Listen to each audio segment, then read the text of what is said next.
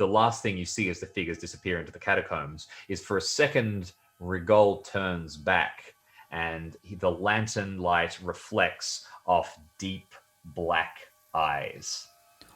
And then it fades. And Pressy is walking into the dark. Yeah. Very cool. That was good. I love it. Well done.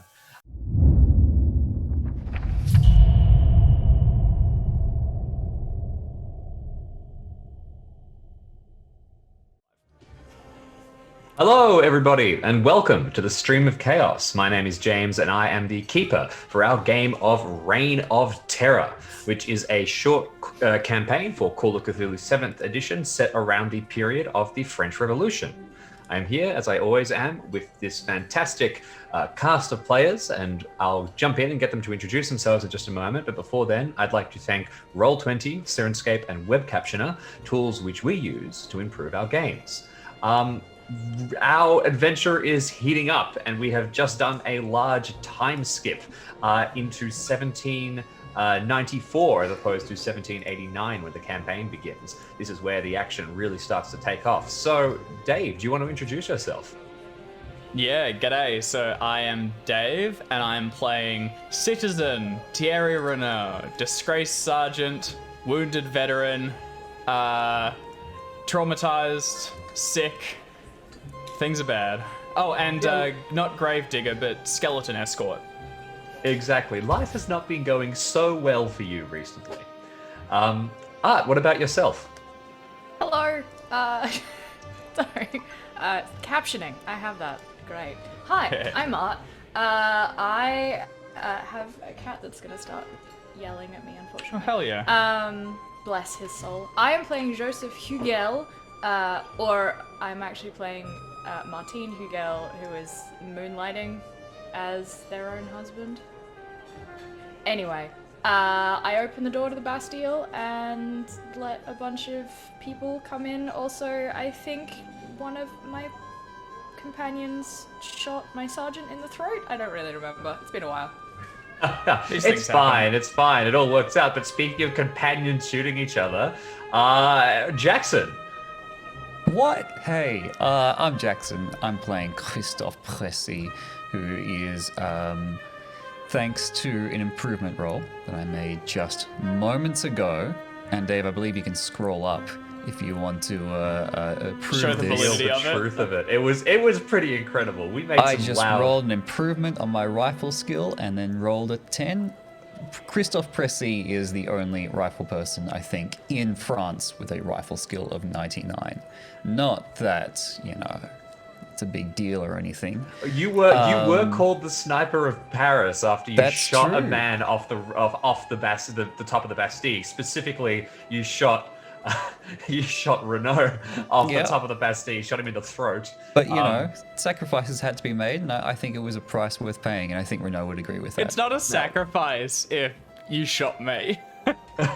I guess is that you sacrificing? I sacrificed you. I guess that's That makes true. perfect sense to me. I guess so. Very- Just very feels like you're not Thanos, giving isn't it? much up. No, I'm giving up I'm giving up the chance to miss with my rifle. That's the downside, I guess. Okay. Anyway, so Pressy is of course the star of the French army these days.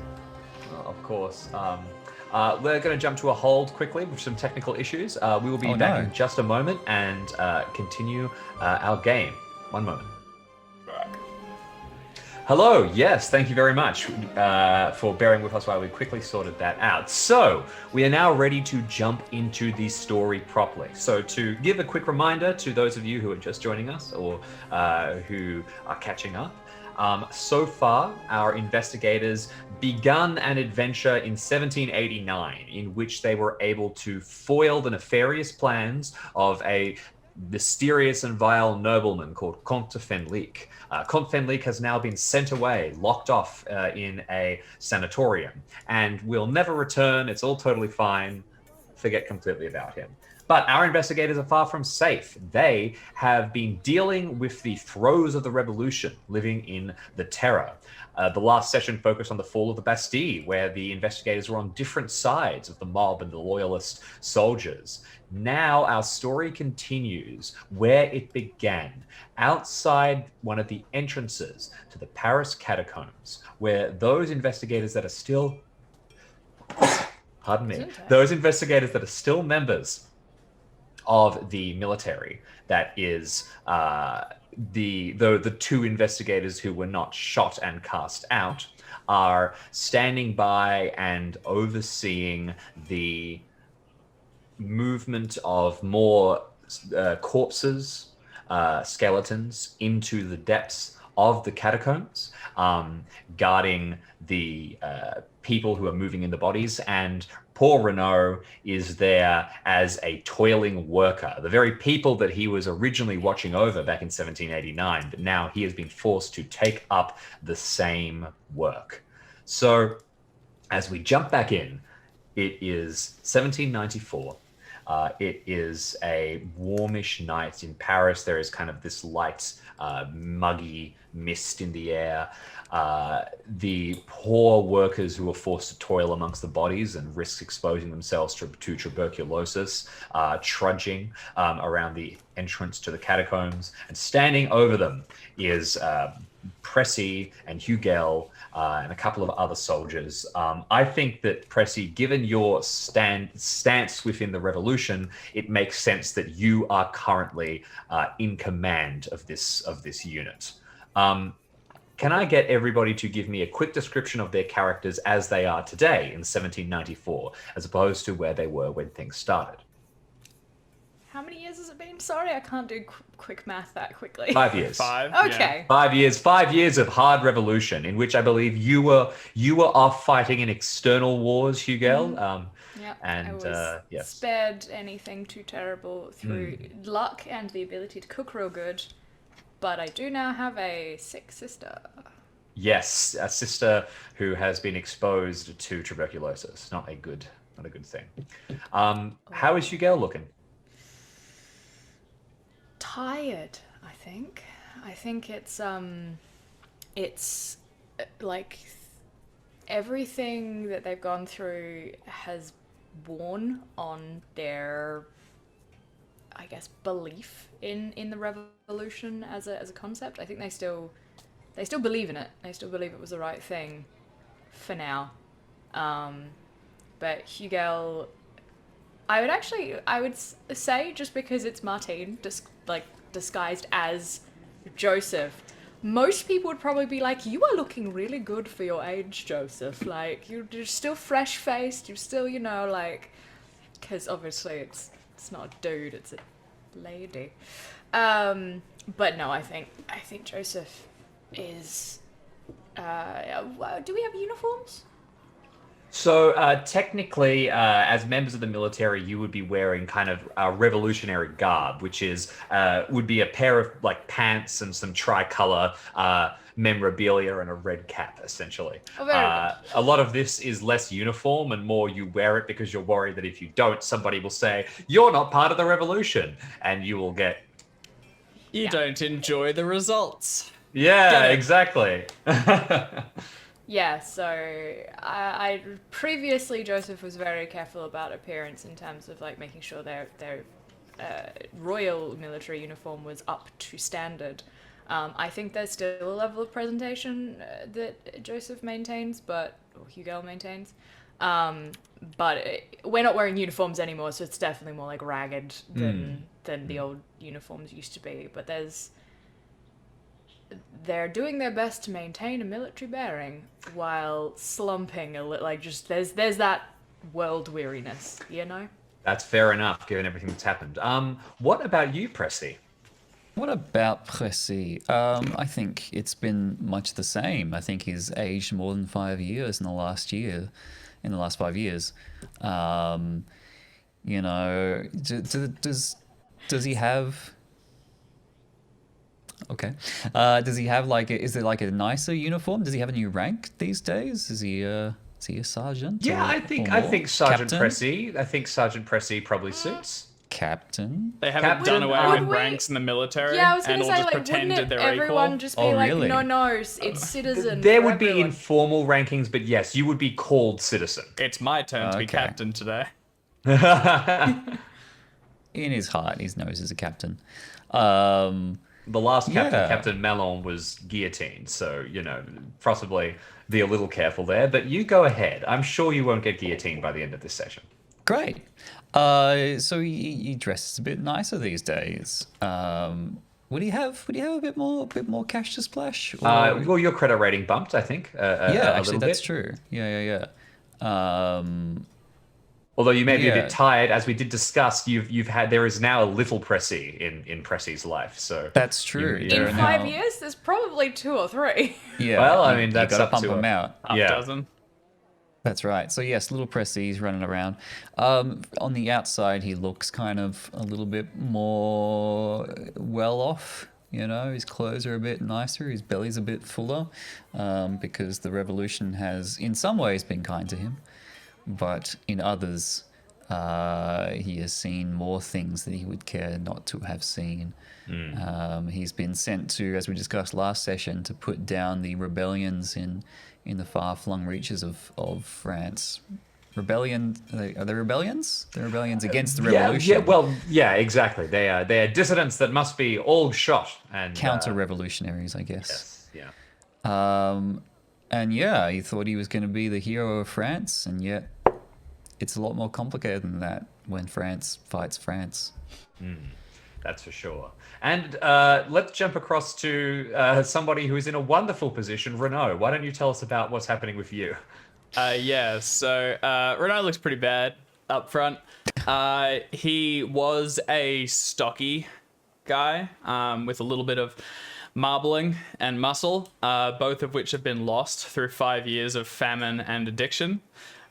He's dressed in like a heavy, thick duster, and he's wrapped like scraps of tablecloth around his hands and face to prevent himself like touching anything more on the bodies than he needs to. Underneath like a scarf, which I think is like almost the only kind of nice thing he has, I think my wife knit it for me, is a nasty and still like not fully healed throat wound, which makes it quite difficult to talk. And hanging around his neck is a well-used blackboard and a little piece of chalk in his pocket. I've been stripped of pistols and rifles, as I'm no longer military, but only because we've previously seen something strange in the catacombs. Could I have retained my saber, James, and have it like wrapped up in a cloth and tucked under my shirt?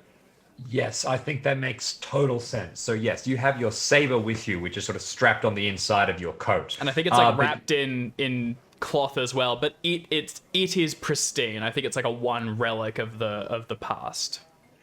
Well, let me ask you this. Speaking of relics of the past, as the procession of sort of workers is walking through the area where only a few years ago Fenlick's cart almost mowed you down, you will cast your eyes up to the soldiers, and you will cross eyes with Hugel and Pressy, who will also spot you. There will be a moment of recognition. Do any of you acknowledge this? I mean, Hugel was sending packages to my home for a while. I tried not to accept them, but my wife did. I think I'm that's still definitely happening for as long as... Yeah, I'm just not As long as my it's wife's feasible. kind of, it's like I'm aware we need the help, but I'm too proud to accept it. So I know they're coming in. I'm just not really acknowledging them. I think I see both of them. I don't react immediately. But as I go directly past any of the soldiers, I'll give each person, Christoph and Joseph included, like a salute. Only partially in mocking. Right. Okay. There you go. So you pass by each of the, your former underlings from Beaumain to Dupois, who sort of stand by, and Dupois. Wait, they since you were- survived? They have survived. They will be around. Did they all Is this- betray? Bastards. Because like some of them were, I'm pretty sure some of them were for the monarchy. Wouldn't some of them be with like, not in the army anymore, or were they? I think pretty that on they had the good fortune, we will say, to avoid being at the Bastille and avoid being at flashpoints. They had the good sense to not be player characters. Exactly, which tends to keep you alive. So, Dupois will give you an actual salute back because you were always a bit nice to him. As he passes by you, Renault salutes you both. Do either of you salute back? Do either of you say anything? Hugel, Cressy. No, not yet. Okay. There's a time and a place. Hugo, face softens. There's not a smile, but as close as you're gonna get, and just a nod, like an acknowledgement. All right, fantastic. You continue on, joining the procession of people that are heading towards the front of the catacombs, and slowly you will begin to prepare your equipment to head inside. You'll be moving bodies. There will probably be some deliveries of fresh corpses, which you will move down. And in general, there will be some kind of large-scale work, which is all about transporting bones from one area to another. As the collection of you are stationed around and getting ready, you hear the faint clatter of carts approaching. And each of you can turn to one side, and down the same large street that Comte Fedelique's cart tore along, that striking carriage, comes a procession of transport carts. These ones are little, are more dour. But there's something a lot about them. As you get closer, first of all, you can see that the horses do not look entirely happy. They're kind of skittish and moving around a bit and snorting to themselves as they pull themselves forward. The carts roll in towards the entrance to the catacombs, and you can see, first of all, at the front, a familiar silhouette pull themselves down. It is formerly Doctor, now Citizen Rigault. Rigault, of course, was the doctor who assisted you at least somewhat in the defeat of Fenelique, and then who betrayed the monarchy and became a revolutionary. Rigault seems to have done relatively well for himself. The second carriage behind Rigault's is filled with people that all appear to have Hessian sacks over their heads, and they're kind of standing low and still. Rigault pulls himself down from the carriage, dusts himself off, and starts looking around for soldiers. He will walk directly towards you, Pressy, since you are giving off the aura of someone in charge. As he walks past, though, Renault, he will go near you. Would you like to be seen by him? Bearing in mind that Rigault didn't help you after you had been injured. No, I don't avoid him. In fact, I kind of want it to be a bit... I stand very tall. I don't talk to him or anything, but I want to be very visible as he passes, just so, his work is not forgotten. Oh, fantastic. His decisions are clear before him. And you sort of stand, a lot of the other people sort of scurry away from him, but you get pretty close to him. His eyes meet yours, and you see for a second, just no recognition at all. Then his eyes kind of widen for a second, then narrow, and then take you in, looking up and down. Can you make a spot hidden check for me? Oh, yeah. Oh, except a psychology as well. No, spot hidden is fine. Okay, so... Rigault actually looks a little bit off.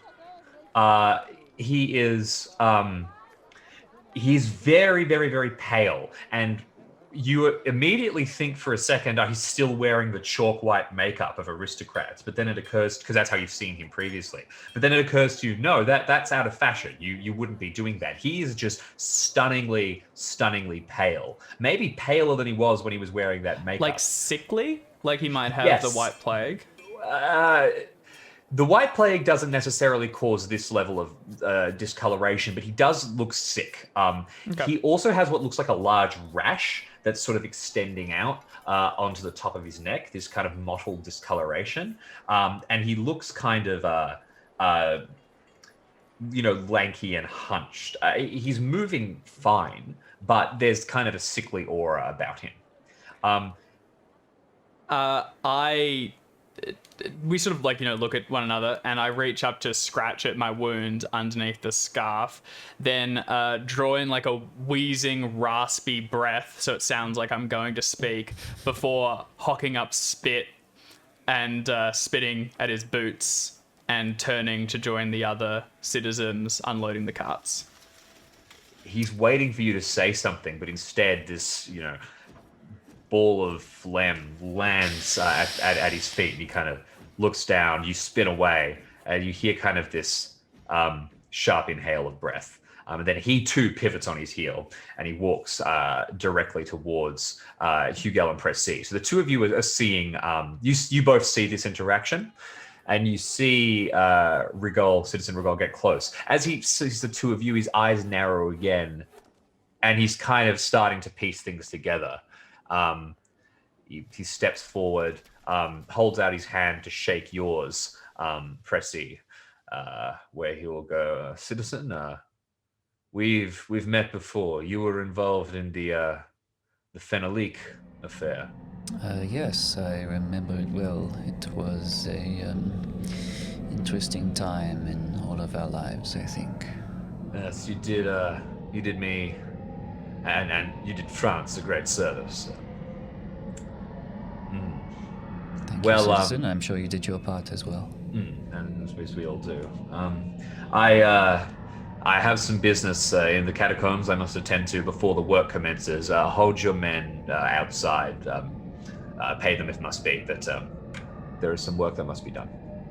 What is this? I would like to know. Private business. Well, Citizen, the catacombs are the general property of all of France, and I think there is no business that can remain private if you're going down there. It's Pressy, isn't it, Christophe? I'm seeing Heron tomorrow. Heron is the bulldog of Robespierre. This is the head of essentially what is the secret police. Oh, wow. And he says, I'll be seeing Heron tomorrow. How is your father? Still preaching? Which is if he was still preaching, which he probably is in secret, that would be a very bad thing and could end him at the guillotine. That's a beheading. Yeah, Rigol is very obviously threatening you and saying, I will bring down the hammer of the state on you unless you let me get my way. Citizen Rigol, I don't want things to come between us. We have a job to do, you have a job to do. Would it not be better we help each other? Yes, I would be. So why don't you help me by keeping your men outside while we do our work, and we'll be gone within an hour or so. My men will stay outside. I will accompany you. He kind of stops for a second, then goes, okay. Actually, can you make me a persuasion check? Make me a persuasion check. All right. Rifle, shotgun? Yeah, can I use my rifle to persuade? You can make an intimidate check, but you cannot use your rifle to persuade. Damn, I'm not that persuasive. I can't charm him, can I?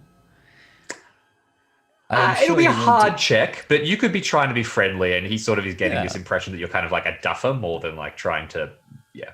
That's not what I was role playing just now. I got we a can bit of a retcon stretch, that. Yeah.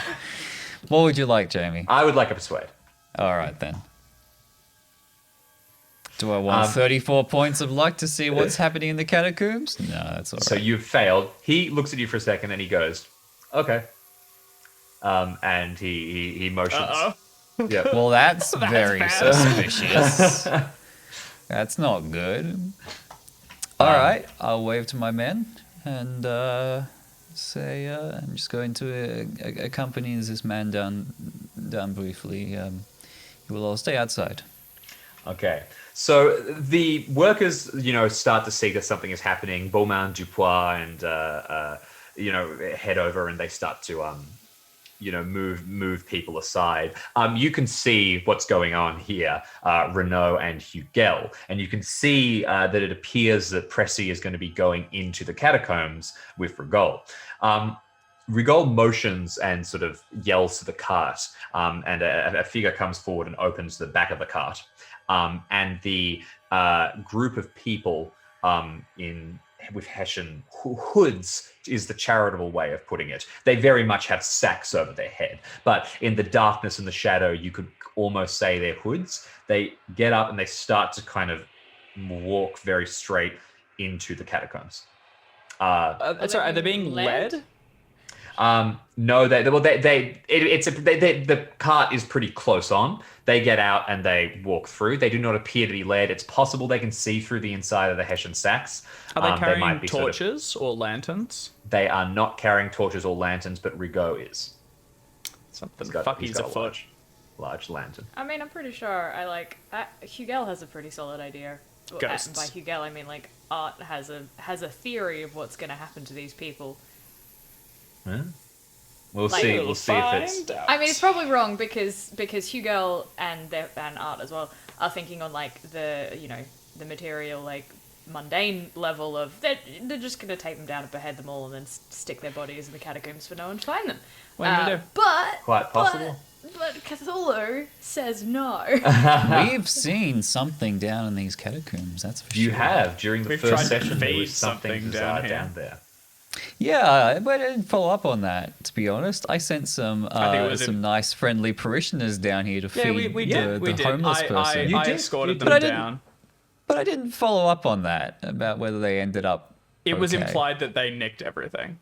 It was implied that they nicked. That maybe some of it got down. Maybe. I guess we'll see. Oh, okay. There you go. Yeah, I think it was implied that it wasn't the parishioners so much as like the people who The worked local- down Yeah, there. yeah. The parishioners brought the stuff down, and then Right. it was presumably left there for a while until some workers found it. That makes sense. Anyway,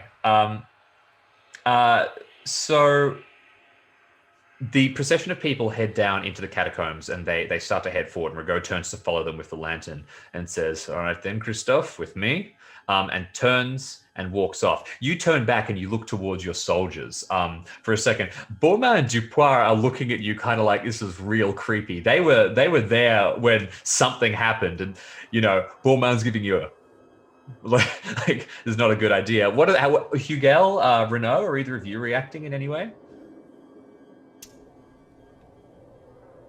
Did you give any sort of order that everyone was to stay put, Percy? Yeah, I said I'm going to go down with the citizen, and everyone else must stay outside. Who is your like second IC? It would probably. Well, please. No. Who would After be? you can, Sergeant, please. It's your Well, call. on merit of being a player character, I was going to say Hugel. And also the one with the most impact on the revolution. That's Yeah, right. yeah. Yeah, The other ones, my- as established, are fucked off somewhere else. Yep. that's right. I mean, to be fair though, no one actually knows what I did because I didn't tell anyone and I wasn't seen. Not even me. Nope. Not even Because Pressy? I don't know if we've spoken since. We I didn't mean, really you're establish working whether we- together. We've Like, been you- in the army together, but I guess we haven't been on the same fronts. You've been gangs back together. international. Yeah. Regardless, I will be doing the second IC thing and yelling at everyone else to like do the thing that the person said to do, and so I am in the process of like haranguing all the troops to like make sure that all of these individuals are not walking into the catacombs afterwards. Give Citizen Rogo space. We need to do what we are told, and just ushering everyone. And maybe there is maybe just maybe there's a slight look over the shoulder as this happens towards Percy, like a slight concerned look. Bye. And then just going back to whatever I was told to do.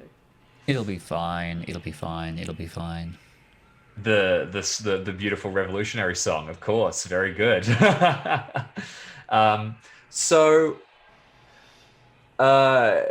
you begin to move deeper into the catacombs. The soldiers go and keep the laborers where they are. They're very happy to not have to work for a little bit, so they kind of sit down. They're still getting paid either way. Dupois will stand next to you,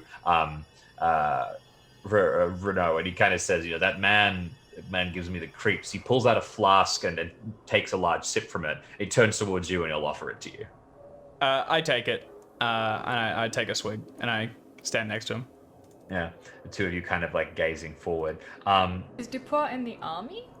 Is that? Yep, Dupois is in the army, Okay. but Dupois got along well with the former sergeant, so the two of them have a bit of a chat. You're yelling and kind of making Ushering instructions in the standard military Screaming. volume. Yes. Exactly. Can I get the two of you to make spot hidden checks? Certainly. My spot. Moi? Yes, Renault, you too. Sure. For what it's worth, once I finish speaking with, or standing next to Dubois for a moment, I'm going through the ranks of citizens and wordlessly, just taking their hands, holding up and making sure that they're covered. Like, if people have lanterns, I'm just moving, one of them to the front and one of them to the back. I think I'm still doing kind of leadership-y things. I've just got my new little gang. Absolutely. Spot hidden, Do right? you want to make a persuade check to imply your leadership? Only if I need to. Well, go ahead, make one. May as well. Does he need to imply it? Surely it is self-evident. Yeah. Oh, fantastic. Yeah, we'll say that, they rally. know you from other jobs and they're actually turning to you for some kind of instruction already. As you go about this, Hugel yourself corralling the soldiers, Renault yourself corralling the laborers, the two of you will kind of look toward each other and then take one last look back at the shape of Pressy, which is now vanishing. The light from the lantern is moving off, and the last thing you see as the figures disappear into the catacombs is for a second Rigol turns back and the lantern light reflects off deep black eyes, and then it fades and Pressy is walking into the dark. Yeah. Very cool. That was good. I love it. Well done.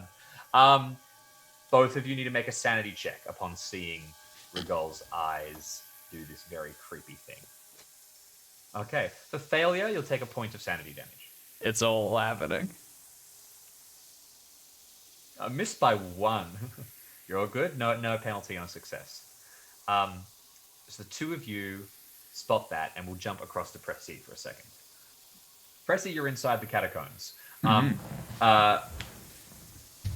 Rigol walks forward for a while, leading you into the depths. Starts picking his way through a couple of tunnels. Eventually, the procession of people will start to kind of stop and mill about, and they have one of the carts is very close to the entrance to the catacombs, and they start to head towards it, and they're not kind of coming out and back associated with the people outside, but they are getting large armfuls of skulls from the cart, and they appear to be bringing them into the catacombs. So they're doing some kind of delivery. They're slow, and they're still wearing these Hessian sacks, and they start to walk out of the lantern light, very clearly, just wandering into the darkness. Rigol appears not to be bothered, motions towards you, and says, "This way, if you care to follow along."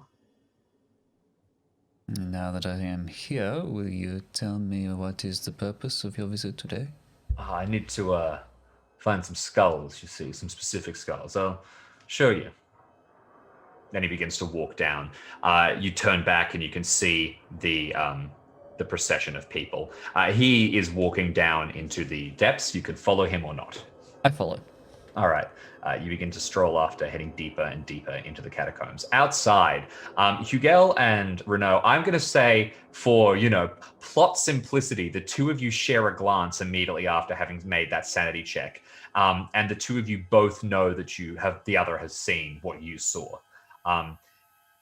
You don't have to do anything. What would you like to be doing? When are we going into the catacombs? Presumably when Rigol is done his work and has left.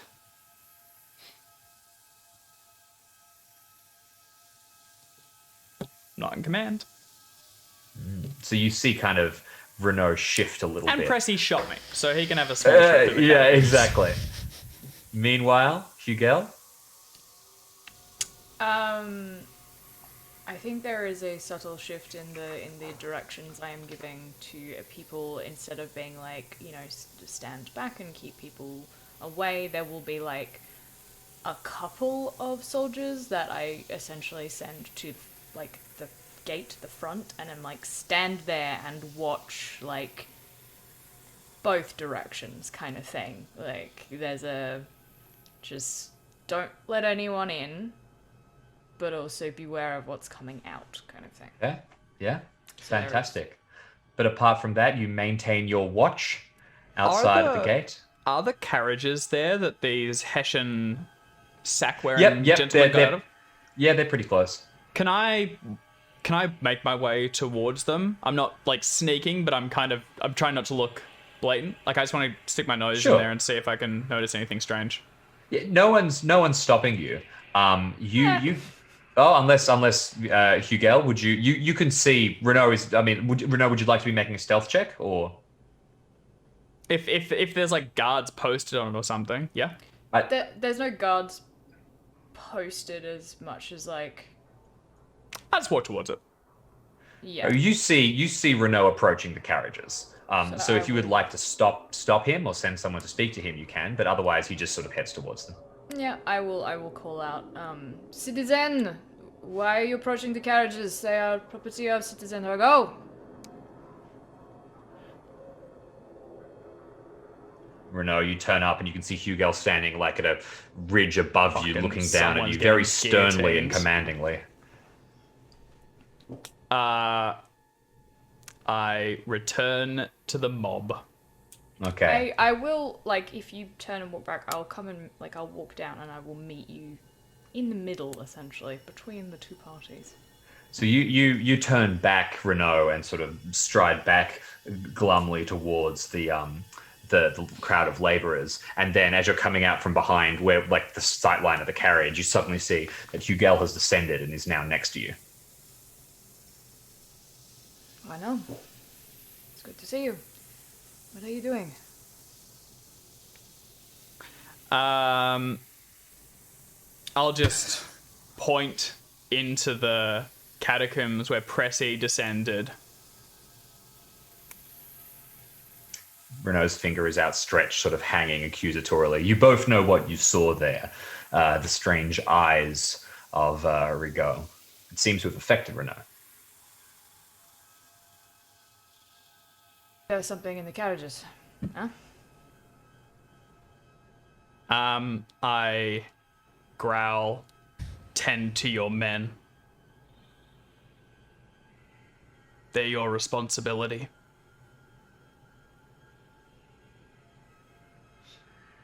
Can you describe what Renault's voice sounds like? Yeah, it's like chewing gravel. I think a lot of the syllables get lost, and it's kind of hard to understand. People frequently mishear him. I think if that's what Renault says, Joseph's or Hugel's face will harden, and they will say, "Oui, sergeant," and we'll turn around and go back to their offices. Ooh, okay. So you turn and you return to your offices, therefore leaving Renault by the carriages. No, I will pointedly make sure that Renault is also moving away from them. Oh, okay. All right. So you turn and stand strongly and you lead Renault away, and both of you return to your collected underlings, I suppose, unless, Renault, you desire otherwise? No. That'll do. Okay. Excellent. The two of you are outside, stationed, continuing to And wait. I would like to send two of the men who are wandering around Yep. to go and have a look at the carriages. Okay. Fantastic. So you call Dupois and Beaumont and you send them over, and they kind of nod and will walk Go and over. have a look and see what you can find. If there's nothing, just make sure no one approaches them. They belong to Citizen Argo. He is an important man. Absolutely. They nod and go about their business. Inside the catacombs, Pressy, you are strolling along after Rigaud, and he is turning kind of like left, right, quickly down these passages of catacombs. He appears to know the routes very well.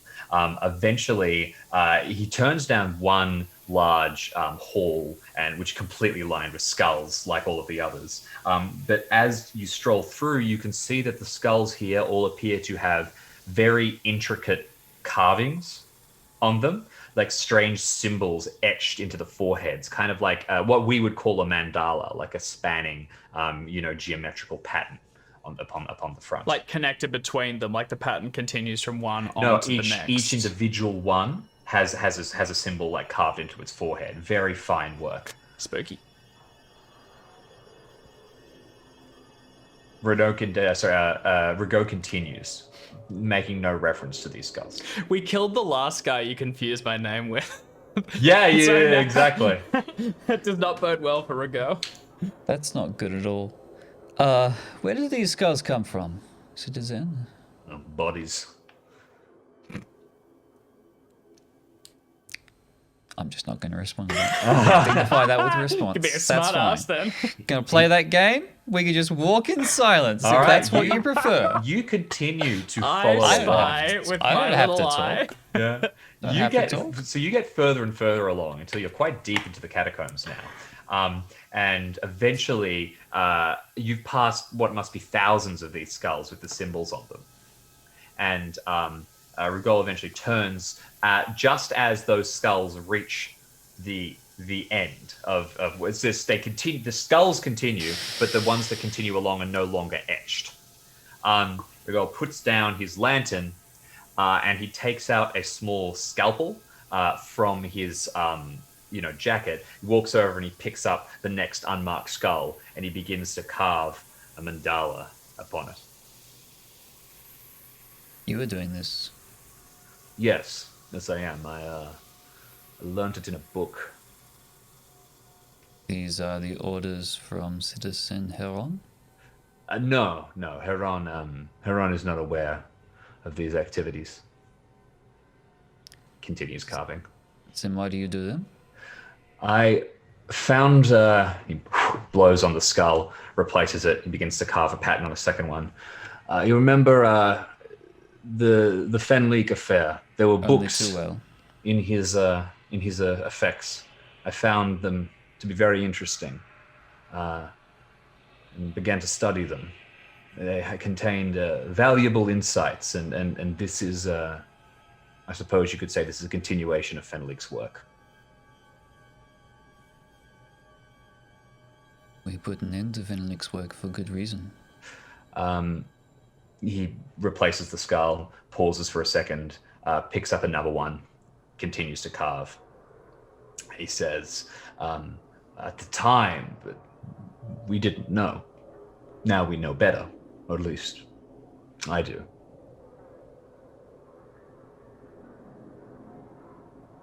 Rigaud, you have told me that you are not here under the orders of Heron.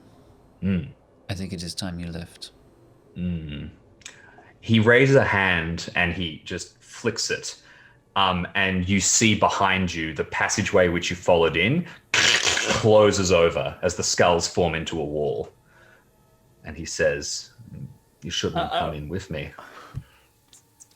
Back up at the top, Dupois and Beaumain come back towards you, Hugel, and Beaumain is kind of like looking a little nervous, and he says, there's a lot of blood in the carriages. And I think bits of bodies, maybe. I mean, I suppose they were used to transport, but it's eerie and there's a bad smell there. I don't like it. How fresh is it? I don't know. I couldn't tell. There's still a driver in one of the back carriages, but he's wearing the same hood as the rest. Get him to remove it one way or another. As you command. They turn back and they head off. you two are standing to one side, kind of looking towards each other as you see Dupois and Beaumont head over, and you can hear them start to talk. Are you going over as well, or have you just directed the order? I'm keeping an eye on them. I'm like essentially waiting to see whether they can get it done, and if not, I will head over to get it done myself. Sure. What about you, Renaud? I'm keeping an eye on, like, I probably don't hear the exact order, but I see people moving over the carriage, and I'm keeping an eye on it. But my attention is mainly on the entrance, because Pressy went in there by himself with no support, and no matter what I think about the man, I am concerned for him. So I'm watching and hoping I'm gonna see him coming back soon, and kind of like tapping my foot like someone needs to. I hope someone goes in after him or something happens, because this is gonna be bad. You're starting to sort of feel that energy building up to move, an urge to do something. Meanwhile, Hugel, you're watching like a hawk as you see these two. They get to one of the drivers and they start to sort of like talk and move. And the driver doesn't appear to respond. He's just sort of staying still. And eventually, Dupois it's like tries yelling and the hood turns towards him ever so slightly. And then Beaumont comes forward and grabs roughly at the man's shoulder and he pulls off the hood. And you're a little bit far away, but you hear this ear-piercing scream, and then the figure in the seat dives onto Beaumont and begins to tear out his throat with its teeth. And he falls backwards, and Dupois starts screaming in panic. The two of you need to make sanity checks. Yeah, hell yeah. I run forward towards the conflict. Yeah. All right. Likewise. Oh, we're back, baby. Okay, fantastic. So at this distance, seeing everything, it is going to be a D4 of sanity loss. Anything for a success? A success, just one. Oof. Ooh, bad. Right. Remember to be tracking your cumulative total. I mean, my cumulative total based on the current is 14, so got a little bit left, but still. You got some time. Well, we'll see. The two of you begin to rush forward as quickly as you can, sprinting towards the chaos. And what you see is the following. First of all, new Sergeant Pressy, can I get you to make 2 D100 rolls? One is going to be a sanity check for Dupois, and the other one is going to be a constitution check for poor old Beaumont. Oh dear. So name which one is which. This is the sanity. 34. That's okay. Fantastic. That's pretty good. Yep. Dupois is pretty sane. And this is the constitution. Not so good. Not great. That is not good. All right. So the two of you sprint forward, and what you can see now is that the sort of strong, stoic driver has on top of it the head of a youngish woman, and like carelessly stitched on, and like turned half sideways as if it's not properly aligned, and is clearly some kind of reanimated body or something like that. And it is diving forward, and with its head turned in the wrong direction, it is ripping out chunks of poor Beaumont's throat. His blood is soaking his shirt, and he's gurgling. Dupois is able to act as well. But I believe that, I believe that he will get the first action because he is very, very quick. So let's have him. Dupois Dex 45. Dex 45. Oh, I always think he's got high Dex. In which case, I believe he's the drunken kind of. That's right. Yeah. Weird. I believe that Hugel then, you will be first. Yes. As you approach, you can see the action that is happening. What would you like to do? I would like to try and get this thing off Dupois in order to pull. It's on Beaumont. Dupois is standing nearby. Yeah. Beaumont. They sound. Beaumont. I want to get this thing off Beaumont and try and get Beaumont away so I can first aid the man. Perfect. Absolutely. So you can make a fighting brawl, fighting maneuver to try and shove this body off. Yep. All right, please boot do. it in the head. Okay.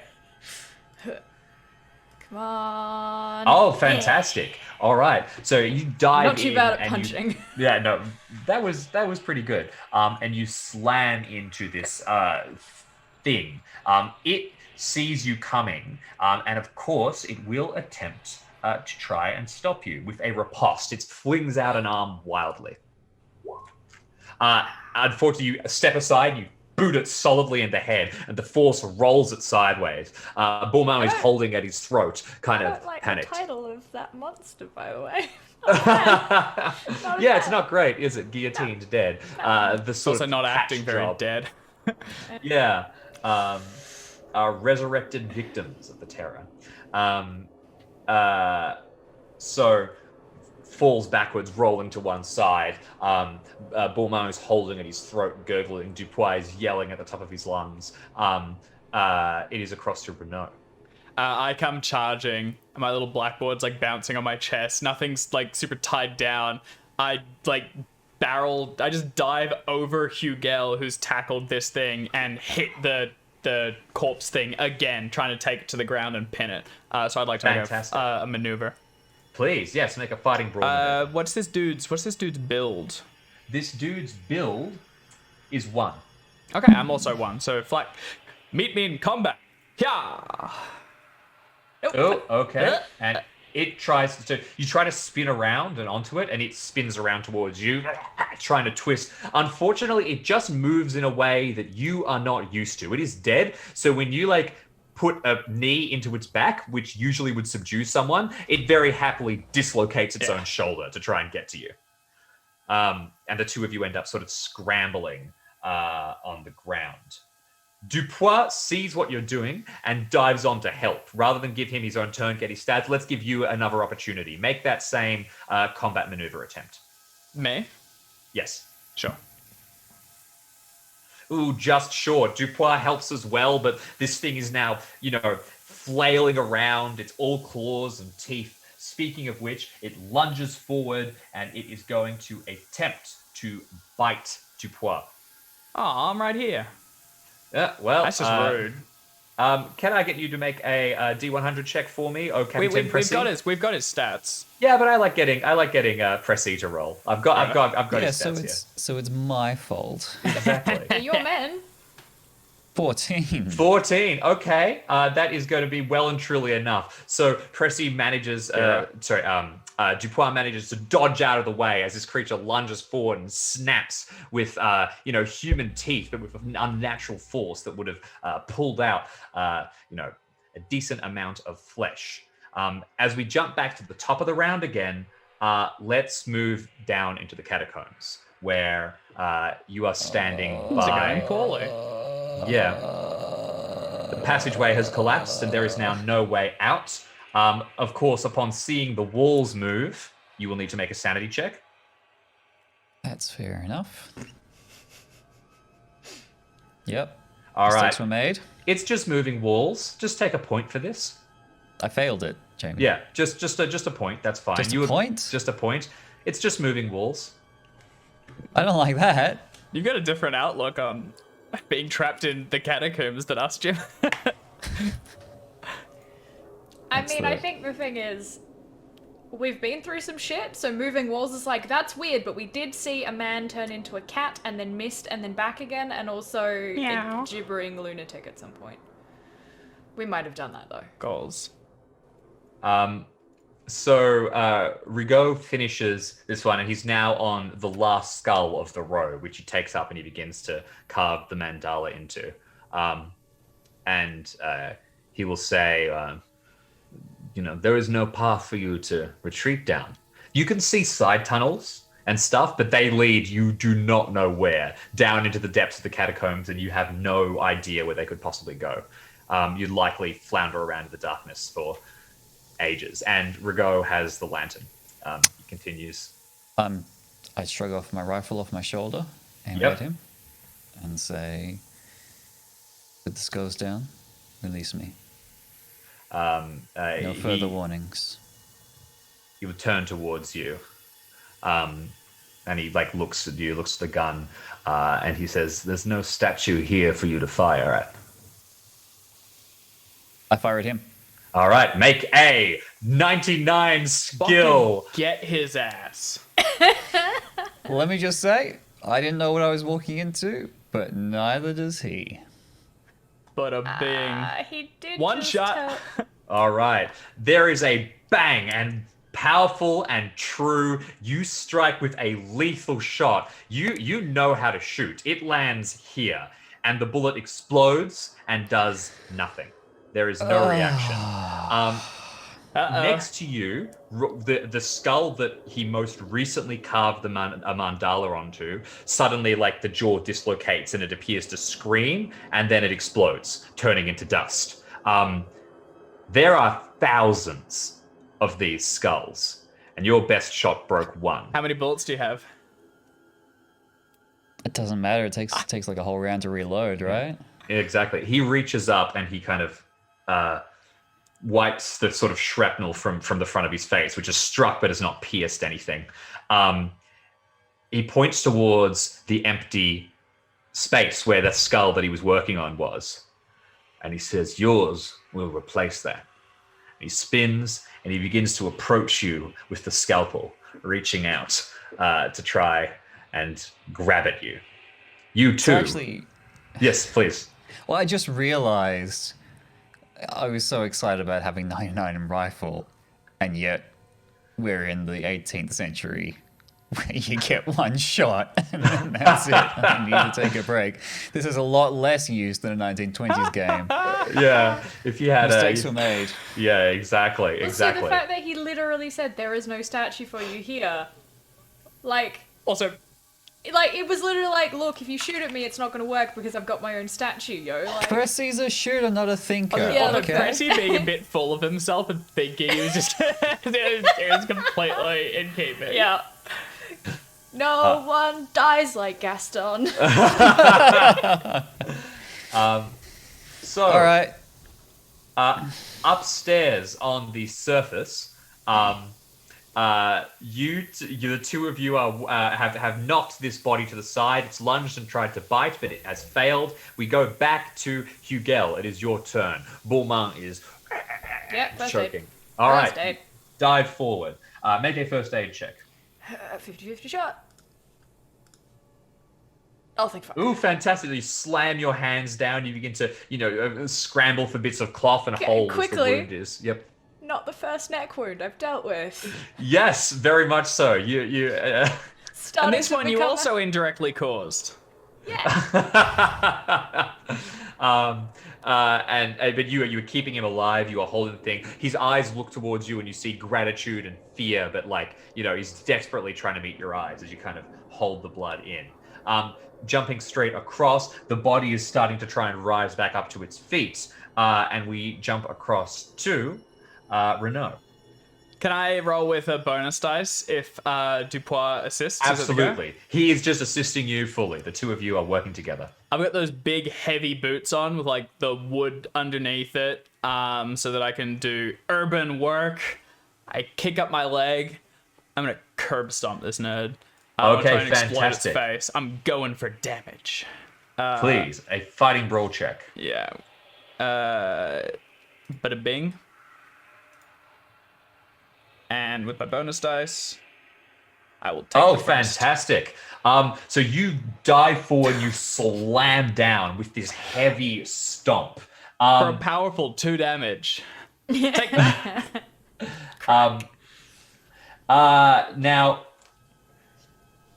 I'm just going through the exact details here. Okay, so this is functionally a major wound. And how this works on the guillotine dead is you stomp down and you kick it in the head. You manage to stomp down and sort of pin your foot against its side after having stomped on it, and it shifts and rips off its own arm as it tries to sort of get up towards you and keep Wait, this is reaching a for you. major wound? I dealt 2 damage. Oh, I thought you. Sorry, with the bonus die, I thought you dealt. Oh, sorry, that was. Sorry, I saw the bonus penalty and thought that was your DB roll. I thought you dealt 6 total. No, 2 No. damage. That is not a major wound. So you Yeah. kick at this thing, and it hardly feels it. I apologize. Okay. Instead, it is going to attempt to attack you. You can dodge or riposte. Riposte. Uh-oh. Okay, we're fine. All right, a failure, but fortunately it fails too. It dives upon you, and you're both scrabbling around, unable to really act. We go back up to Hugel. I am focused on getting Beaumont out You've of got, danger. you've sort of pressed it against, and you've done the sort of like hold this. So he's now holding something to his neck. He can functionally kind of keep himself from dying if you want to assist with the chaos happening next to you. Is he somewhere where he will get attacked again, or like does he need to be moved out of danger? The creature does not appear to be prioritizing him. Very good. It's got bigger fish, etc. Yeah, in that case, so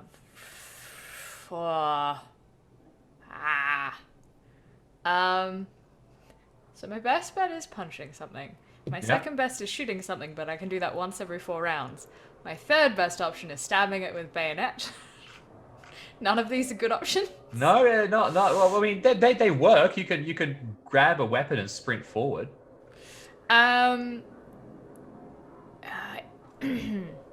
If I was to like pull the bayonet off the end of the weapon and go to stab it, is that still a brawl check? Yeah, something else? I'm happy. I think that's how we ruled it last time. If you actually have spent the time to take off the bayonet and attack, but it will be using the stat block for a large knife, not for a spear, which is the sort of the weight of the bayonet being able to be used behind. D4 plus 1, I think. It's pretty common for a knife. That's better than punching it, which is only a D3. So let's do that. All right, please. Let's pull it off, and then I'm gonna try and like between everything, just like lunge down, double hand. Yeah, please. As all of you pile onto this thing, and it attempts to riposte you. Oh, you swing, but it's just all like you're like cutting at it, but you guys don't know how to hurt this thing. Everything you do. I'm also trying not to stab the 2 other people. Absolutely. There's a little bit more going on. As you see the first blade come out, Renault, can I convince you to draw yours? Not unless I'm about to get a license for it. And Hugel's, I'm not doing it in front of Hugel. That seems like a great way to get guillotined. That's fair. What would you like? Oh, sorry, Hugo. If Renault is punching at things, I would be like, do I'm not curb have stomping a it. weapon. I'm curb stomping it. I'm going to try and get it with the boot again. All right, please make a fighting brawl check. All right, if Hugel goes, do you not have a weapon? I'll hold out a hand for one from Dupois. Does he palm me a knife or something? No, I think Dupois does trust you. And at this stage, he's sort of being the support guy, basically just applying bonus die. So instead of applying a bonus die, since he didn't apply a bonus die to you this turn, Hugel, he will slide to you one of his knives. So you can be wielding a knife as well. Mad. I'm still rolling with my brawl skill though. Yes. Bada bing. Ooh, unfortunately not. Do I have the bonus from him, or was him passing? No, the sliding the knife was, I'm afraid, the effect of it. The riposte comes in, and this time it shall land. And you will take. Let's get the damage here.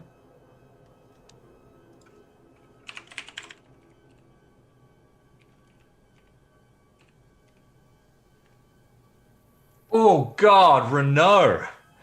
7 points of damage as this thing that's a major wound. Oh my God! So it does the same thing. You get close, you swing with the knife, and it lunges up and lands upon your neck and begins to rip at you as it slashes. And yeah, and you leave my neck alone.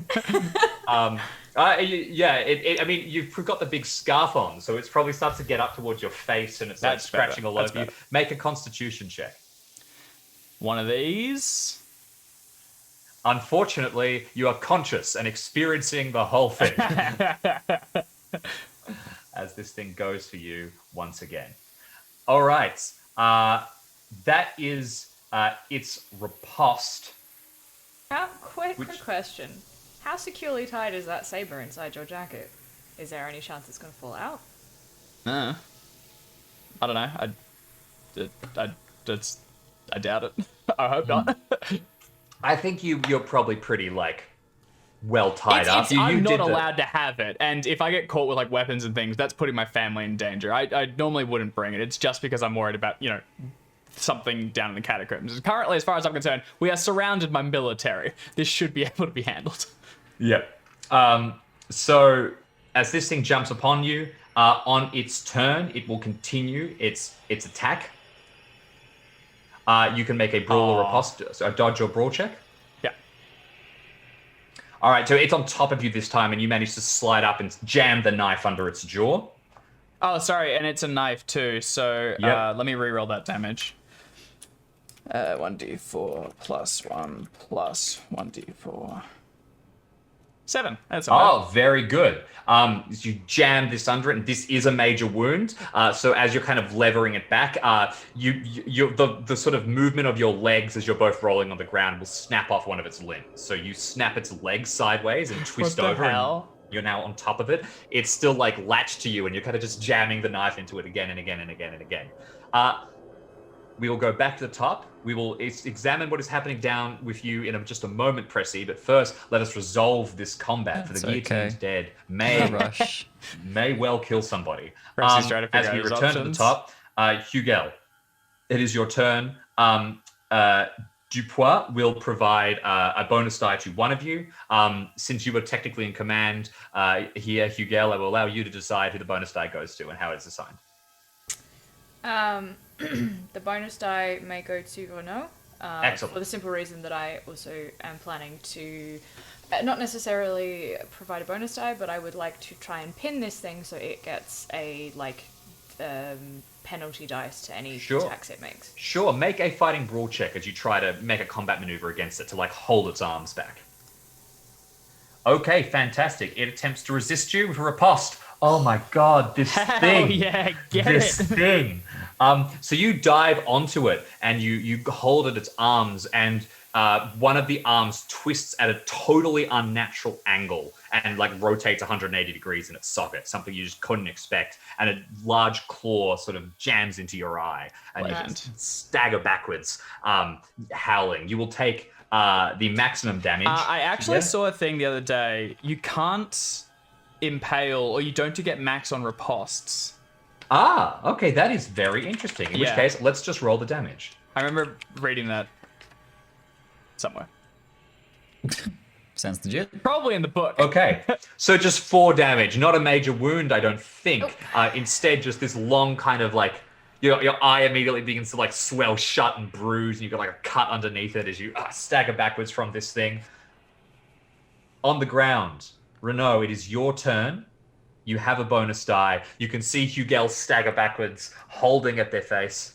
As this thing lunged at me, I got scratched up from eye to cheek, so it was blood pouring down. I went skittering across, lunged at me again, and I riposted and got the knife up and under it to do some damage. But I think the knife gets wedged in a little bit, and so as I kick it off, I let the duster fall open, draw my sweet. Oh, it sounded way more urban fantasy than I necessarily wanted it to. But I draw this saber. I'm gonna try and cut this little nerd's head off.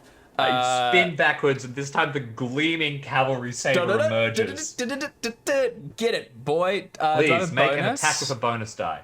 Fucking get wrecked, mate. No.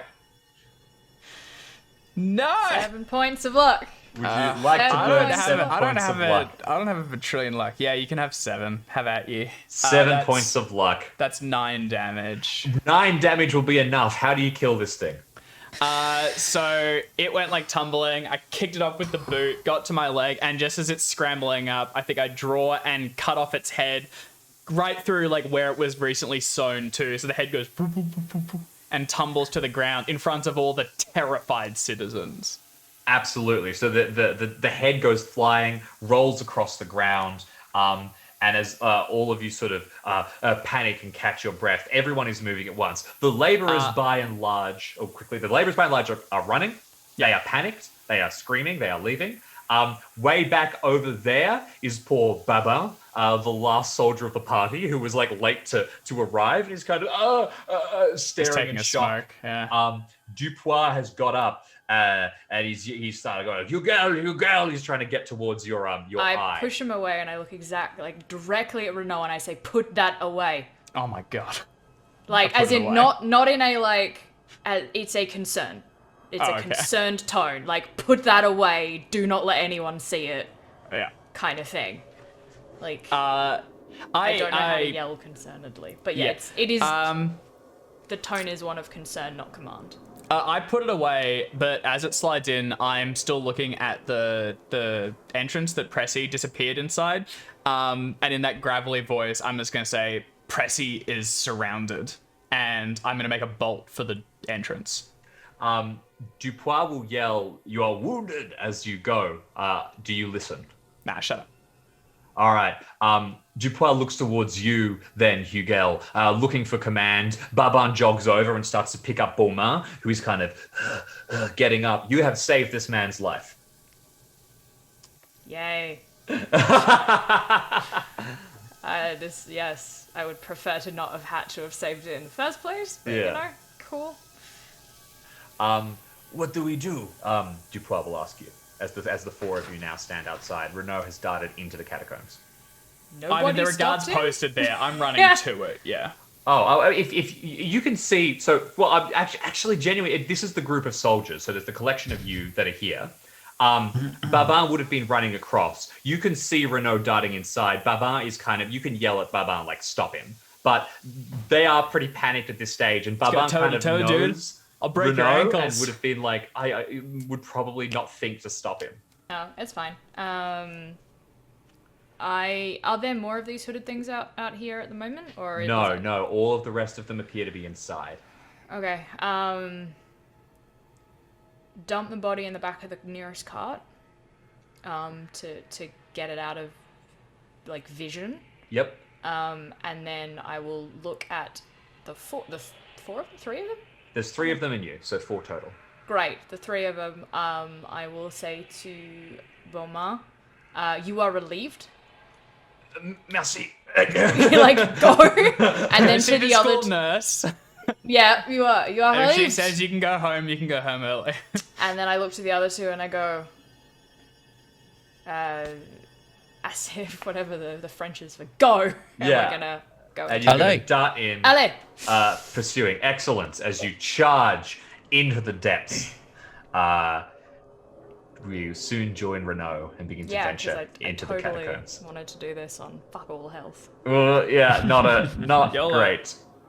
So, So, down in the depths, Pressy. yeah, what? Almost with casual unconcern, Rigaud starts to move towards you, holding out his hand and reaching for you. What is your dexterity again? Would you kindly remind me? I believe it's something along the lines of 70. Ooh. 70. Oh, Okay. That's pretty try to good. send that to the It's turn not tracker. bad at all. In which That's fine, case, just you send are it to the initiative. in which case you are significantly faster than Rigaud, who particularly is not moving with any real haste here. It is your turn first. What would you like to do? Outstanding. He was charging towards me, right? He is walking towards you. Oh, walking? You don't really, unless you want to dive into the catacombs, into the darkness, you don't really have anywhere to go. That's fine. I got loads of time then. I'm just gonna get out my bayonet and just start sweeping skulls onto the floor. No way, that's not. Yeah. So you turn. Make me a strength check as you This start is to a smash the bad skulls. plan. What do you mean it's a bad This plan? is The a skulls bad are making plan. him invincible. I'm gonna There's start a smashing skulls. bajillion of them. Journey of 1,000 miles, Dave. Journey of 1,000 skulls. It's one step at a time, man. One step at a time. I'll be honest, this is the first plan that Pressy's come up with. But it's the second plan, this is only actually. It's an phase iterative one. process. It's you know, this is stage 2, Yep. and then hopefully in the middle of stage 2, the formation of stage 3 will start. So one step at a time. 7 points of luck to smash Okay. some skulls. All right. So 7 points of luck will give you the bad news. You start to smash skulls as quickly as you can. First of all, unfortunately, they're bone. So you can't just like get 10 of them in a go. It's like you sweep them and they all clatter to the ground and they're like, none of those broke. So you like grab what? one and like kick it and it just flies across. So you start bashing it with the base of your bayonet. You will manage to get like one in a round. And as you do it as well, when you fired at him, you saw, and I don't know if I described this large rash. You are now close to him, and in the flickering light of the lantern, you can see that each individual part of the rash is actually a tiny skull. And one of them vanished as he was shot. But when you crack this one and grind it into dust, no other skulls disappear. It does not appear to have broken the enchantment in the same way damage to him did. He continues to move towards you, and he says, "For each one that you destroy, Pressy, I will take another of the ones you love." He arrives at you, and he begins to dive forward and slash at you with his scalpel. He'll make a dodge or riposte check. Riposte.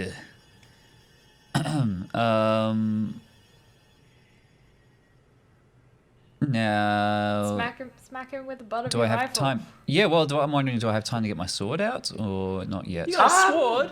You could have been smashing things with your sword. That makes perfect sense to That me. makes using more the hilt. sense. Yeah. All right, so I can riposte with my sword, right? Yep, absolutely.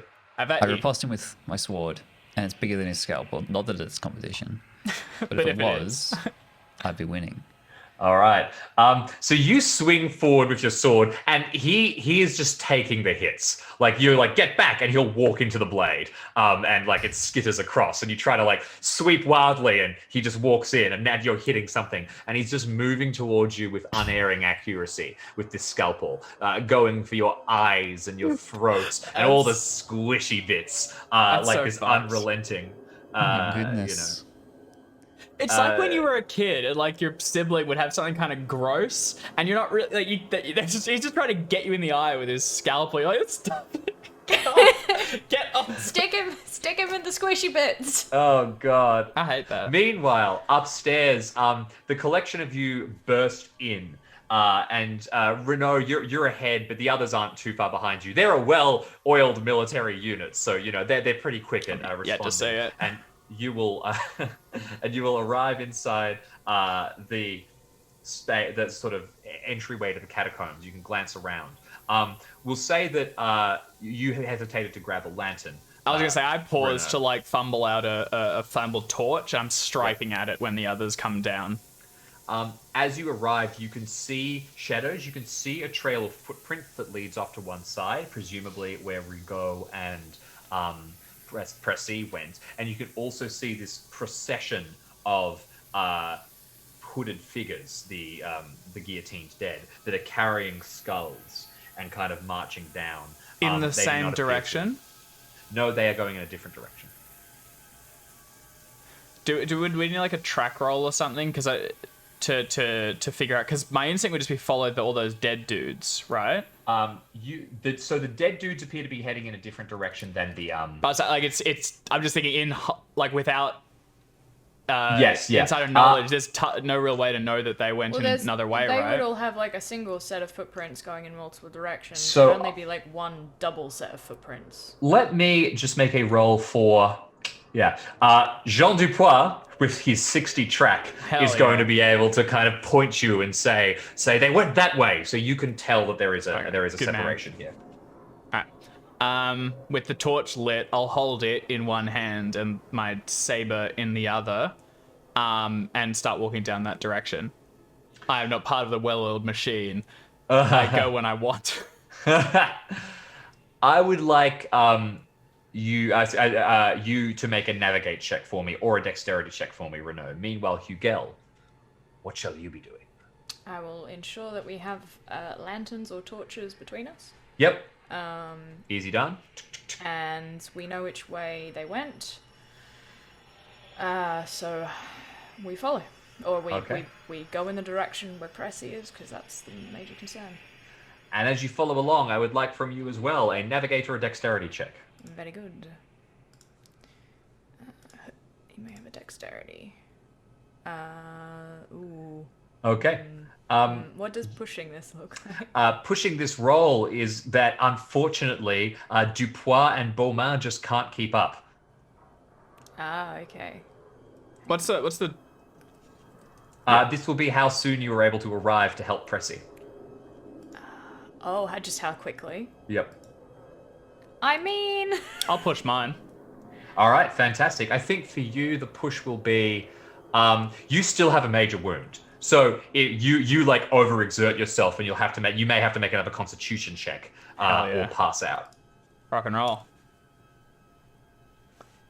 Ooh. Constitution check? I'll come back to you in a second. Meanwhile, did you push your dexterity, Hugo? no, I'm not going to. Not if it means leaving the others behind. Hugo is more concerned about keeping everyone safe and together than going quickly, especially in the catacombs, because they know people get lost. All right, So, perfect. So you're taking the slower That's a approach. good idea. Meanwhile, Thierry, you start to burst through, and you are running as quickly as you can. It's like a hastened shamble. Do you headbutt a wall? Do you just like something's a bit too low and you just like... That's pretty fantastic. I'm tempted to do that, but I think what it is that as you're running, you start to hear the sounds of, the struggle up ahead, and you realize you're close. You stop for a second to kind of catch your breath, and you realize that your scarf is like soaked with blood. The wound that was inflicted upon you has just been draining, and you are pale, and you are losing blood. You put out one hand, which leaves a bloody handprint smeared across the skulls next to you.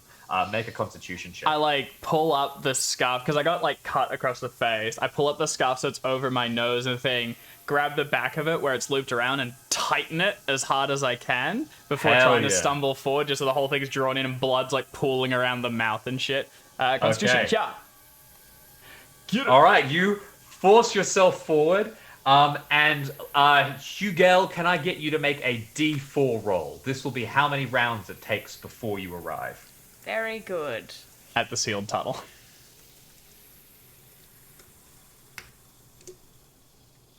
That's not bad. Two rounds. Okay. Inside. And he's got 2 eyes, so that'll stall him. Inside the arena of death, it is back to your turn, Pressy. All right. So I'm gonna shimmy and position myself so that my back is to. You said he closed up one end of the corridor that we came in. Yeah, but there's the all other these end side is- passages that you could dart Yeah. out. Yeah. Great. So I'm gonna maneuver so that instead of having my back to the closed end, I'm gonna try to swap around so that I can turn around if I need to. But I'd also like to try to perform a combat maneuver to disarm his scalpel. Sure. Make a fighting brawl check. I was just looking at the rules just in case. I believe I can try to disarm with my sword. You can. Oh, fantastic. Then please. Yeah. And what's his build like? His build is 1. Great. So no penalties for me. Here it comes. Nah. You spin forward and you manage to. You're a practiced swordsman with 70. You spin forward and you do a move that if anyone else had done, kind of that slide along, and it would strike their hand and take their hand off, Star Wars style. But unfortunately, nothing hurts Rigaud, and the weapon bounces off his hand. And as you're sort of overextended, like a flash, his hand darts out and he just runs the blade along the length of your arm. And suddenly blood begins to pour out. He is going to deal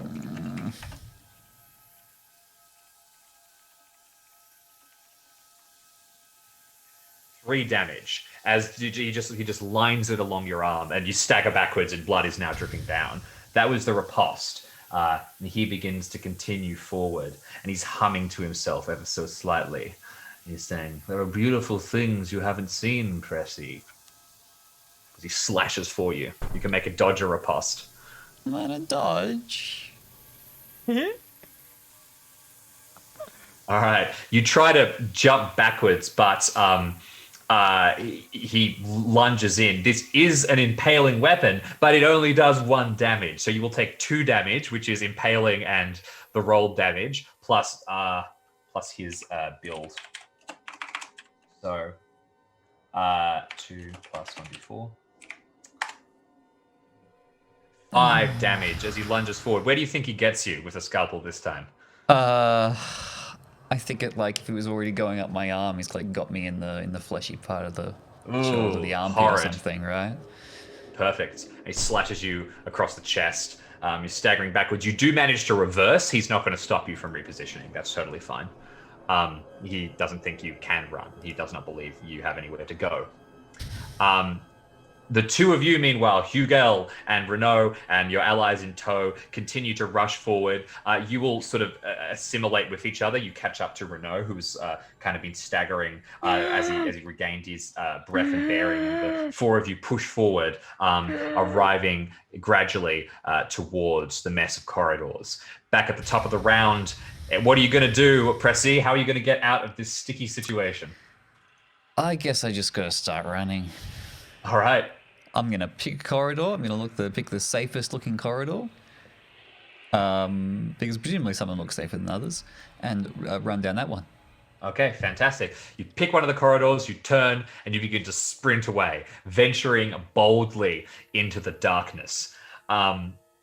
As you flee, you can hear Rigol's laughter, and he begins to shriek, "You've got nowhere to go, Pressy." All of you can now hear this. You can hear this maddened laughter of Rigol as he begins to shout just deranged things. He begins to yell in tongues, the full classic Cthulhu cultist bit, screaming that you have nowhere to go. You will be caught. Your skull will join all of the others. And as this yelling happens, the walls around the collection of you begin to shift. And this is happening for the four of you as well.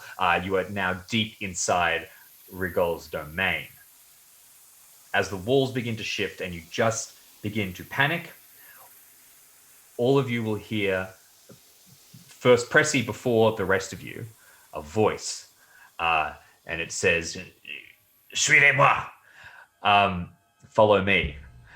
Pressy, as you stumble into the darkness, lost, you suddenly meet with a pair of beady yellow eyes, the same ones that you saw so many years ago. And the hunched figure of this French soldier kind of, "Yeah, this way. Yeah, let's do that. Let's go with that. That's a great plan. Let's do it. As Rigol walks, behind, slowly hunting you down, laughing at the top of his lungs, this figure will emerge with Pressy to the four of you and start going, "Quick, this way if you want to live. This way. All of you, including Pressy, I didn't mention at the time, will need to make a sanity check upon seeing this thing. It is, for those of you who didn't see the first episode, this kind of hunched over, deformed, corpse-like creature in a French military uniform from ages past, with like ragged bits, has long kind of claws and sallow cheeks and fangs and pointed ears. We all saw this before, and I think all of us succeeded on our original sanity check. Does that You did. That was 5 years ago. Though. It will be a reduced Damn penalty. It will guttocks. not be. If you all fail, Do it we won't have be. one It won't for be the devastating. walls moving as well, or is that Let's factor that into the penalty of this. So I'll just apply a bit more. fail? Fantastic. Okay. Let's go. So those of you who took a success, for Pressy, you are just going to take 1 point for seeing this thing. Hugel, I'm adding the walls moving that you were just noticing, so you're going to take 2. Renault, let's go wild. Let's give you, I think, a D4 plus 1. Okay.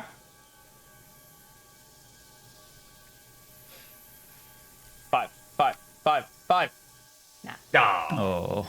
Not today. And you will be led away, skittering, chattering into the catacombs by this thing as Rigol's insane laughter fades away into the distance behind you. You make it out. You survive. Does he just keep laughing to himself, or does he realize he's lost Pressy? Do we hear him go, or does he not seem to really give a shit? You get away before you manage to make those kind of realizations. He seems to be pretty insane, so there's a lot of maniacal laughter. As one does. As you would. So, a collection of you are led deeper and deeper into the catacombs.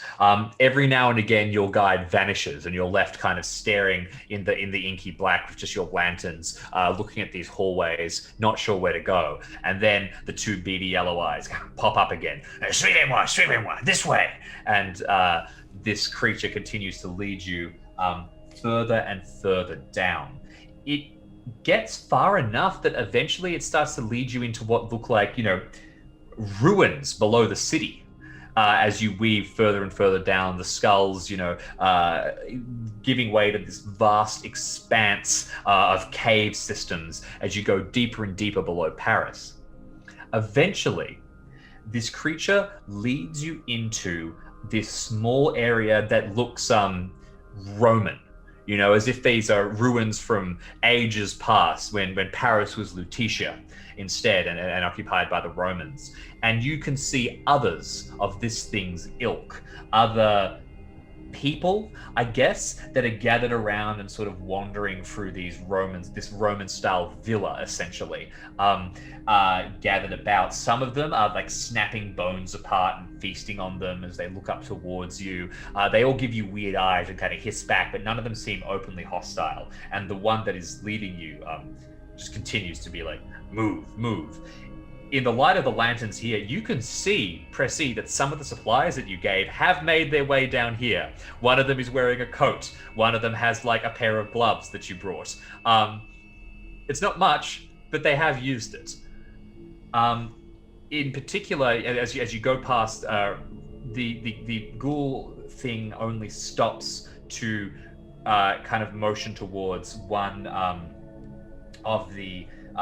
of its compatriots, who is holding what looks like the torso of a human body and appears to be weeping over it. It's not eating it, just sort of crying. Not yet. The thing that's leading you kind of gestures to the two of them and says, her son, and then turns and keeps leading you forward. After a couple of minutes, the two other soldiers, the non-PC blessed soldiers, are just following terrified at the stage. This creature will lead you towards like a sharp rise, and after a few minutes, you can see the moonlight above you. There is a passageway here that is taking you out to a cemetery on the other side of Paris, leading you back towards the streets. The thing takes a few steps back and turns and kind of nods to itself, having seemingly achieved its task. Looks towards the collection of you and then gestures to itself and says, Guillaume. My name is Guillaume. I am Pressy. Thank you, Guillaume. You have saved me this day. Looks across the collection of you. I am hungry. You don't mind? I pulls out what very clearly appears to be like a human, like a set of bones, and snaps it and begins to suck out the marrow.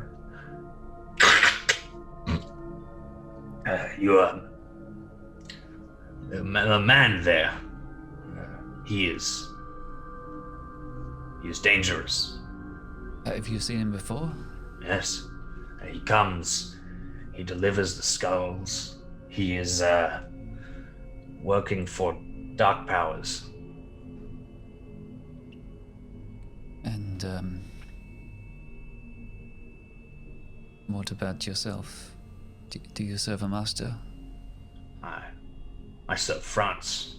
Nods and he gestures towards his uniform. What are all of you thinking at this stage? I'd love to hear as this strange creature just squats happily, talking to you as if everything is completely normal. Bruno, what's going through your mind? Is it just this one creature, or is it still just this one creature? Yes. I'm probably going to try and kill it later. That is absolutely fair. I think I'm looking at it and trying to get the measure of the others. I'm flipping around my blackboard. I'm beginning to scratch a few notes on it. I'm going to write, take us back, and then kill Doctor, underlined. Okay, so you begin to scratch those notes. Hugel, what about you?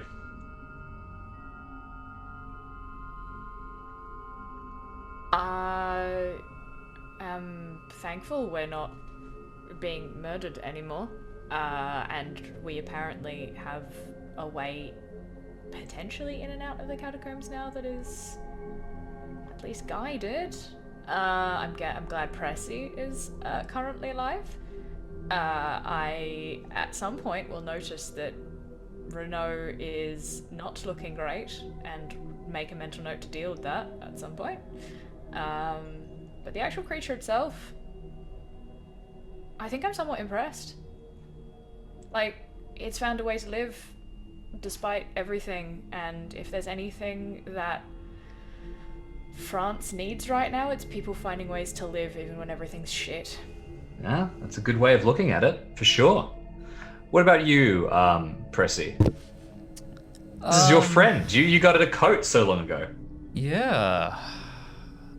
Pressy wants to trust this thing. But it has to be a bit more certain, because Yeah. he trusted the doctor. That was a mistake. That's fair. As you all begin to sort of think, you hear the scratching of chalk on a board, and Renault holds up the two lines. You know, take us out, and Take us back, and then Take us back. kill Doctor. kill Doctor. The creature, which is called a ghoul, Guillaume, kind of says, "Back, go on the streets. Too slow down below." I shake my head and point back towards the way we came from. If what he said is working for Dark Forces, we need to kill it now. And I'm fairly insistent. I tap kill Doctor again. He kind of snuffles to himself and shakes his head. "You can't kill it now. I can't. Bullets, swords, knives, teeth, nothing."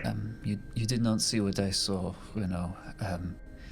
he has the same enchantment that Finley had, but instead of a statue, he is protected by hundreds or thousands of skulls. It will not be so easy to take him down. Almost 10,000. You see, he wounded me with but a knife when I had my rifle and my sword. I need to prepare more.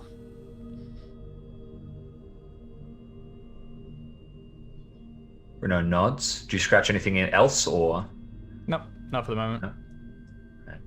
The Guillaume kind of moves about? You kill Doctor though. Good. You should. You would help us if we were to do this? I have helped. Yes. But he poses a threat to your people as well, no? Yes. He almost has enough skulls For what? in our cities. In the cities of he kind of taps at his head and then stops. Taps at his head again.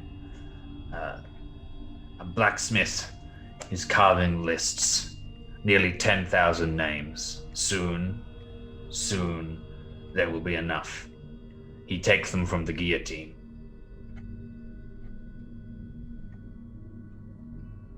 Enough for what?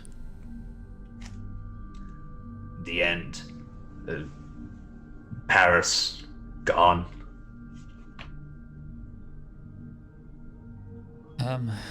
Well, then you see that we do have to stop it.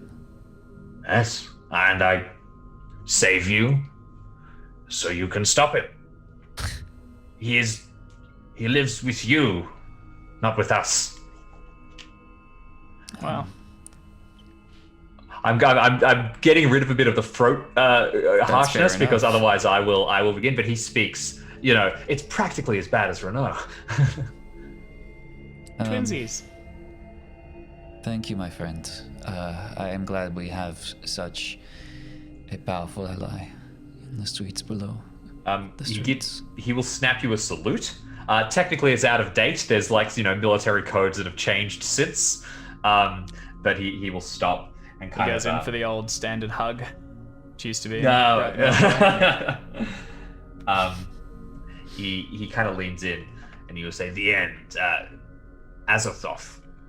It comes. It comes when there are 10,000 skulls. It's close. Very close."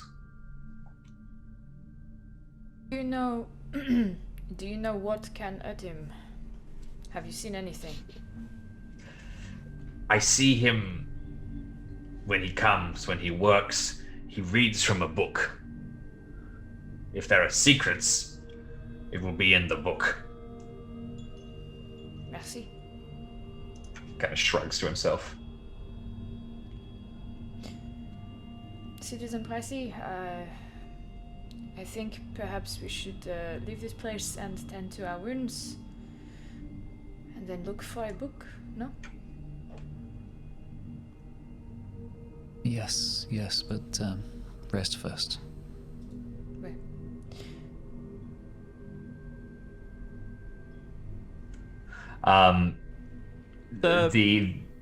Yes, please.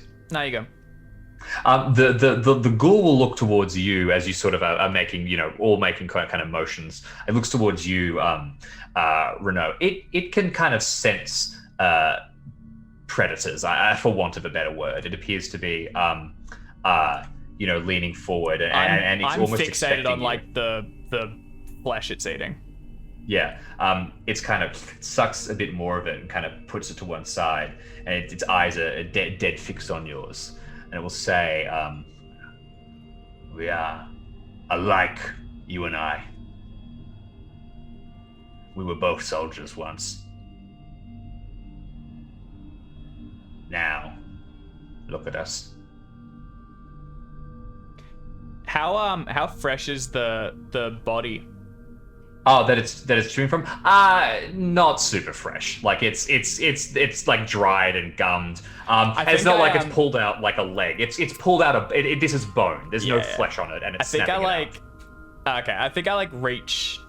I think it's like slightly weird from not inside Renault's mind, but he's he sees the thing as a like a monster, and it's something that needs to be killed. I think I reach out, but it has helped us. I reach out and I like touch the limb it's holding, and I see that I could feel that it's not new in any way. Like it's an old bone. There's no blood or any wetness to it. I'll just nod once and then step back. I no longer need to kill it. I don't feel any great desire. It seems to detect this from you, and it steps back as well. With a few snuffles, it looks towards the collection. It clearly wants to head back into the depths, and it says, "Anything else? Anything else? Need anything from above?" No. We have what we need." Very good. Thank you, sir. It kind of nods a few times, meets all of your eyes for a second, lopes down into the shadows, turns back once more and says, Soon, unless you stop it, Azathoth comes. Find the book, kill the doctor, stop the guillotine." It turns, and it begins to hum to itself as it heads deeper into the depths, leaving the three of you alone on the surface. Azathoth, eh?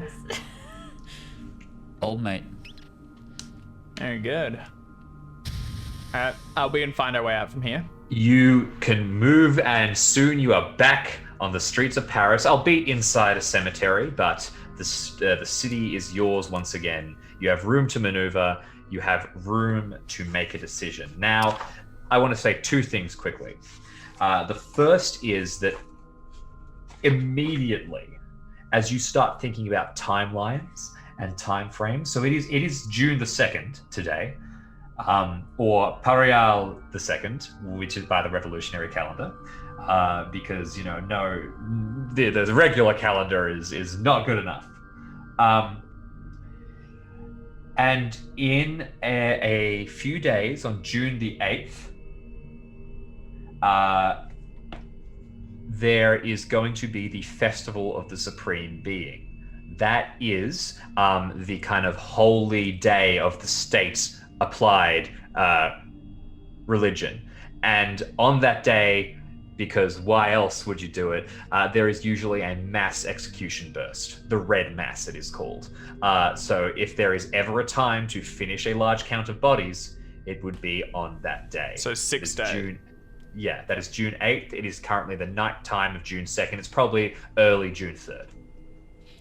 And to recap what we know, I think this is drumming through our heads as we approach, it appears that Rigaud is collecting the skulls from the guillotine dead and storing them in the catacombs with some designs. I presume Hugel and I saw designs as we went past. Like when I stopped Yeah, you would have to rest seen as them well, we under saw was these upon strange them. things. Yeah, absolutely. And Pressy explained it. So he's collecting these skulls, putting designs on them, and when he hits a certain quota, end of the world, as per Azathoth's terms. That And he's seems, getting real warm. That seems to be the case of it, and that is the thrust of the second part of this campaign. There's a few minutes left. We'll end this session soon, but I would like to get an idea of what you all intend to do. You have about 6 days to foil an immortal man from ending the world. What's the plan? Pressy needs medical attention. He's on 3 hit points. Oh my god, you got So that's low. that's a priority, yeah. You're all pretty low, I think. I'm okay. Well, I think there is an immediate, like, narratively, Hugel will first aid everyone who requires it for stabilization purposes, including Renault, whether he wants it or not. I'm not letting you touch me. Wow. Really? Like, absolutely no Yep. certain? Nope. Okay. So Renault will shrug off medical attention from Hugel. I'll be fine. I the like two peel soldiers. the scarf away and check that it's beginning to clot, and then just push it back up against it and Oh, retighten it. foul. What will happen though, Hugel, is that the 2 other soldiers will they're not very hurt, but they'll be like, they want medical attention, like extra medical attention. And whenever they're like, you're away from Renault, they're like, well, can we, Can I I've have a scraped go? my knee on the bones. Yeah, so that's immediate for Joseph. What I'd like you to consider, sorry, I totally interrupted you there, if you get up very quickly. What you'll need to consider is, Rigaud has connections with Heron, apparently, with the revolutionary authorities. So you may need to play things a little carefully. As we come out and we're all gathered in like the graveyard or the cemetery we've emerged out of or whatever, I crouch down into a squat on the ground. I brush away some of the gravel and like place my chalkboard on it. Then with a few quick strokes, I draw a very sketchy outline of Paris. And then I say, doctor's home. And I want to start planning out, like, obviously we want to know where the doctor's home is so we can have a snoop around. And we also probably want to know where this, the secret police leader is so that we can avoid that. Do either of you two know, or do any of the other soldiers, so that we could start making that plan? Absolutely. Yes, in general, let me bring up. Or just as long as we, maps. this is just like Renault asking, does anyone know where these Sure. things are? Yeah, you would know where you would definitely know where Heron is. Heron would be working from the Committee of Public Safety. I So put an X around that one. yeah, don't go there. And you would know where Rigaud's rooms are approximately, sort of towards the center of Paris. He has an apartment/office. In fact, you have visited there. You know it pretty well, Hugel. You kind of hung around inside it for a bit. Oh, sorry, have we all been there? Yes, it is the same area that you all visited. Oh, it's the same one. Okay. Yep. Rigaud did tell me that he is not working under Heron's orders. Still If that makes a connected. difference. He's still connected, unless we bring... I'm getting, deja vu? Unless we have good proof that someone well connected with the established powers is acting in a way that is unwanted, it is not going to be the person we are after that suffers the consequences. And I will look pointedly at Renault when I say consequences. Alright, I sketch a circle around Renault's apartment, and then looking up to the sky. Is it still Your night? apartment? Sorry, Renault, fuck me. Yeah, it is. We'll say that the dawn is just starting to break on the 3rd day. Like Okay. it is that lovely. I area. think we should go now while he's still possibly bumbling around in the catacombs. So I stand up, put my blackboard back around my shirt. I like just rub my bandaged hand across it. Do you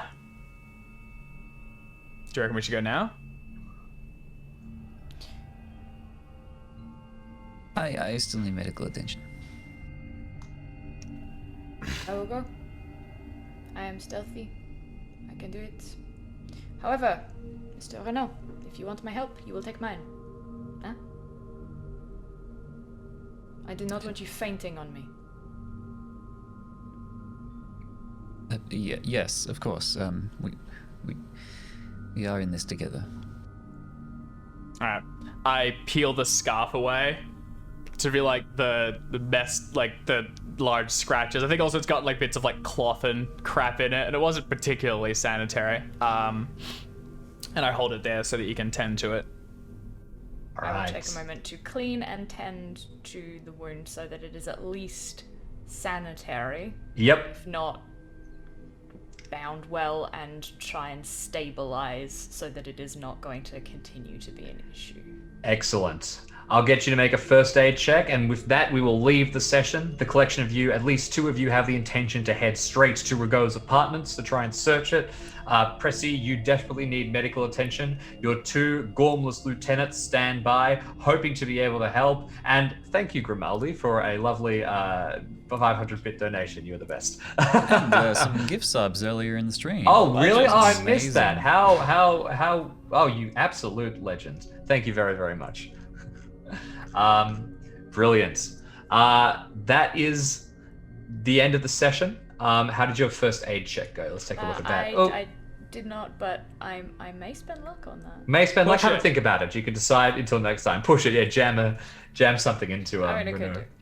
Yeah. Carmen Mendoza, That's the end of the first part of the 1794 section. Thank you so much, all of our players. Thank you, Dave. Thank you, Art. Thank you, Jackson. You are Thank the you, Jim. best. Thank you for Jim. watching. Remember, we will have this video up on YouTube if you would like to watch it. You can also catch us next week and see all the cool things that we are doing on the Chaosium YouTube channel. Thank you again to Sirenscape, to Roll20, and to Web Captioner, tools which we use to improve our games. Remember to pick up Reign of Terror at chaosium.com in PDF or hardcover. And thank you very much.